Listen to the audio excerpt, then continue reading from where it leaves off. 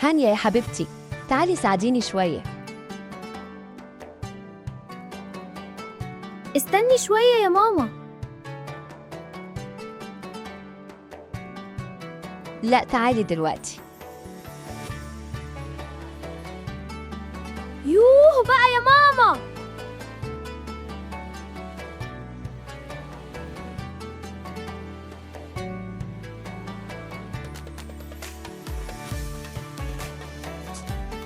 مالك ساكتة كده ليه؟ أنا عليت صوتي وحسيت إن ماما اتضايقت، بس أنا كنت بس عايزة أخلص الحلقة. شوفتي عينيها؟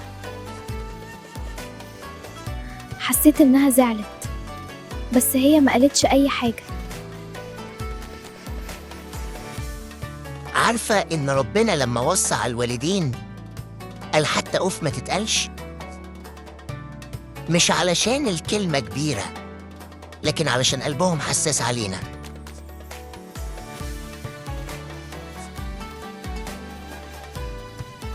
يعني أنا عملت حاجة وحشة؟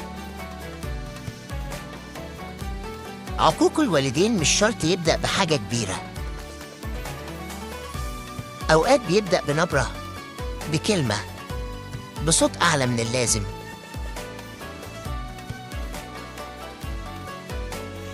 رضا الله في رضاهم، يعني كل مرة نحترمهم إحنا بنختار نقرب من ربنا. أنا بحب ماما أوي. يبقى خلي حبك ليها يبان في أسلوبك.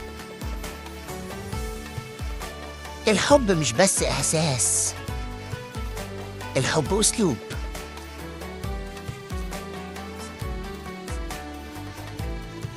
ماما، أنا آسفة، ما كانش قصدي أخليكي تزعلي، كنت متضايقة، بس مش صح إني أعلي صوتي.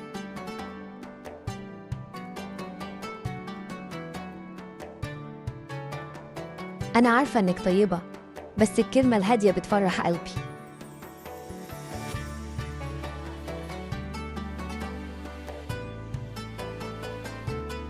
رب ارحمهما كما ربياني صغيرة.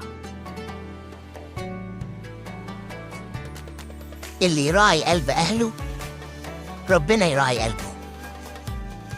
تحدي النهاردة، قبل ما ترد على ماما أو بابا اسأل نفسك، هل طريقتي فيها احترام؟